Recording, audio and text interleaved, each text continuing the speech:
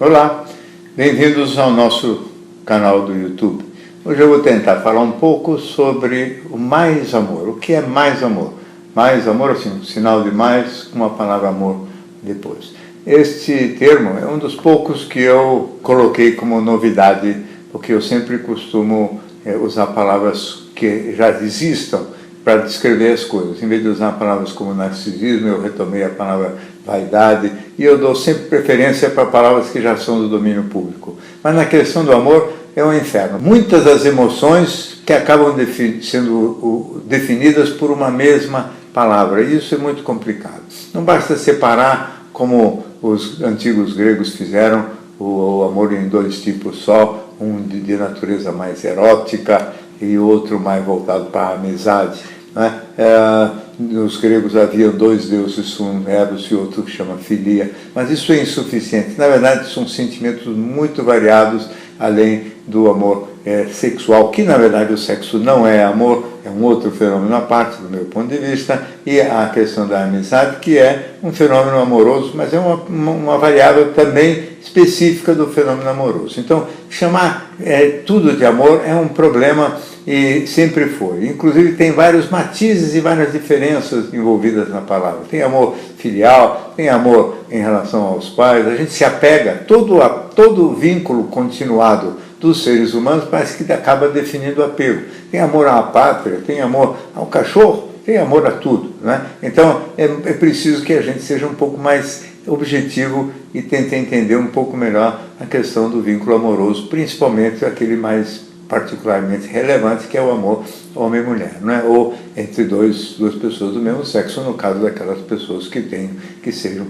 vamos dizer assim, mais voltadas para as relações homoafetivas. Mas tomando por base o genérico do heteroafetivo, que no fundo é igualzinho àquilo que acontece no mundo homoafetivo, na realidade, o mais importante é a gente entender o caráter inicial desse fenômeno amoroso, que parece que tem todo a ver com o trauma do nascimento, a ruptura derivada do nascimento e os primeiros apegos da criancinha pequena à sua mãe, com a qual ela se sente mais aconchegada, menos desamparada. Então, o amor é sempre remédio para desamparo, e ele é um remédio que se manifesta de várias formas, inclusive nessas formas meio genéricas. Tanto o amor filial, ainda um pouco o remédio das crianças que se sentem desamparadas e o pai e a mãe amparam, mas ao amparar também se sentem um pouco amparados, porque esse desamparo não desaparece totalmente.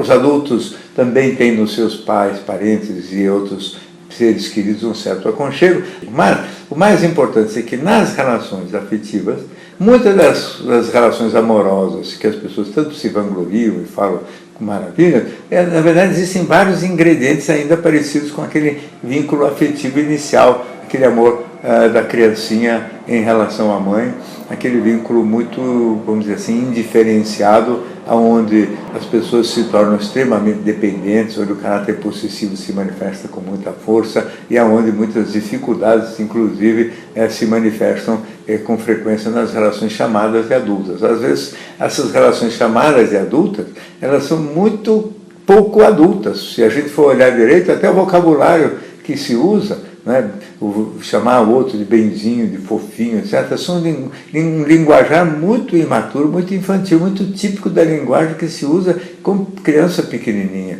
Então, a troca de intimidade amorosa entre adultos, não raramente, é uma troca muito regressiva, muito infantil. E as pessoas, não percebendo isso, interpretam isso como sendo o fenômeno amoroso, todo o amor romântico, o amor de fusão das pessoas grudadas, que não podem mais se desgrudar, porque senão sofrem muito. Né?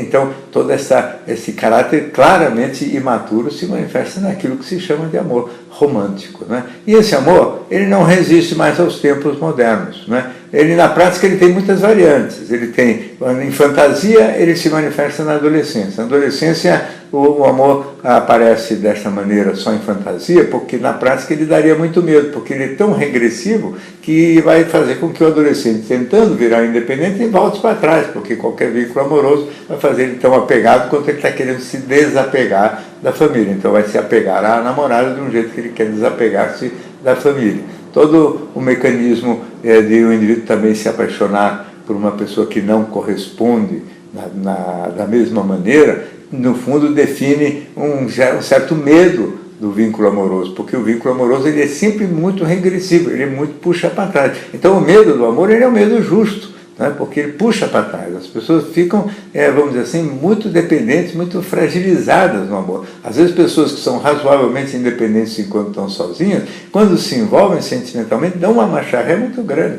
E essa marcha ré é muito complicada e eles então fogem do vínculo amoroso. Tem várias maneiras de fugir. A primeira, como eu disse, na adolescência, amar em fantasia. A segunda, você só preferir ser amado, quer dizer, você então decide não amar e só quer ser amado porque parece uma situação mais confortável em que o outro depende de você mais do que você dele. Na prática isso acaba não acontecendo porque quem é amado também acaba se sentindo dependente e aconchegado pelo que ama e a dependência se refaz bilateralmente do mesmo jeito. Existe a turma que ama a pessoa que não corresponde, quer dizer, seria o oposto daquele que é amado é o que ama, sem ser amado. Também acaba dependência do mesmo jeito. Sempre acabam acontecendo essas dependências, né? E tudo isso, e essas fórmulas são sempre formas que tentam resolver ou minimizar a dependência por causa do medo que a dependência provoca, né? O medo que a dependência provoca porque ameaça a individualidade que as pessoas também gostam de ter. Então, essa dualidade entre individualidade, por um lado, e dependência por outro, acabam gerando essas soluções intermediárias, e que foram sempre louvadas como sendo a melhor fórmula do amor. Na prática, eu acho tudo isso uma montanha de covardia e uma dificuldade de amadurecer e de ver realmente o amor de uma maneira mais séria, quer dizer, e há em todos nós um certo resíduo dessa lembrança infantil forte, mas esse resíduo tem que se transformar numa fórmula mais adulta, mais madura.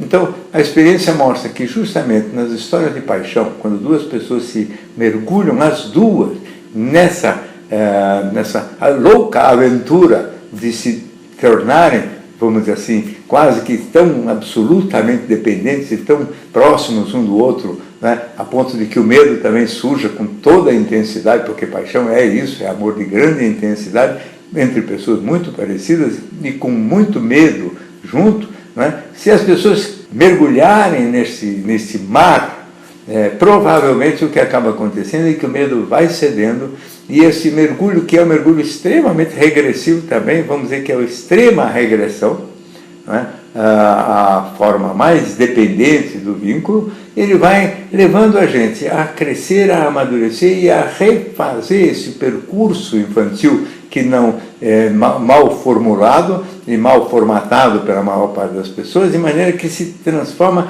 finalmente numa individualidade mais sólida e mais consistente depois de um certo ponto. E nessa individualidade mais sólida e mais consistente, essa dependência diminui e aí as pessoas voltam a ter a sua inteireza, a sua integridade, mergulham na paixão, ajudar-se o indivíduo a se curar da própria parte regressiva do amor e ter um vínculo, então, um pouco mais frouxo, um pouco mais independente, um pouco mais consolidado em termos de individualidade de cada um, aproximação de dois inteiros e não fusão de duas metades. Esta nova formatação do amor como algo muito mais maduro, ainda assim sempre envolvendo um certo aconchego e dependência, é claro, assim como acontece também nas amizades. Então, mais amor é este amor novo que surge entre dois indivíduos inteiros que, na verdade, se constroem como tal, ou porque passaram muito tempo sozinhos, ou porque conseguiram ter a coragem de mergulhar nesse mar do amor intensíssimo e sair dali fortalecidos e enriquecidos e engrandecidos pela própria experiência de um amor de boa qualidade, e um amor com respeito recíproco, um amor com carinho e compreensão recíproca, uma autoconfiança, uma autoestima maior, que permite ao indivíduo se tornando mais forte e estabelecer um outro tipo de relação amorosa, onde a individualidade não fica ameaçada, onde duas pessoas inteiras se aproximam. E essa aproximação de dois inteiros define uma versão mais adulta possível hoje do amor, né? E é essa versão que eu chamo de mais amor, algo parecido com amizade. Amizade é um outro tema fascinante sobre o qual já falamos aqui e que envolve talvez um caminho um pouco diferente, porque não tão exclusivo, mas é mais ou menos a mesma formatação, quer dizer, pessoas inteiras que se cultivam o prazer da companhia. Evidentemente, no mais amor existe o elemento erótico que não está presente na maior parte das relações de amizade. Então, o mais amor é uma versão moderna, uma versão atualizada, uma versão um pouco mais adulta do amor infantil que rege a grande maioria das pessoas até hoje. Muito bem, essa é mais uma participação nossa aqui no canal do YouTube. Se você gosta, inscreva-se, quase toda semana temos novidade por aqui. Até a próxima.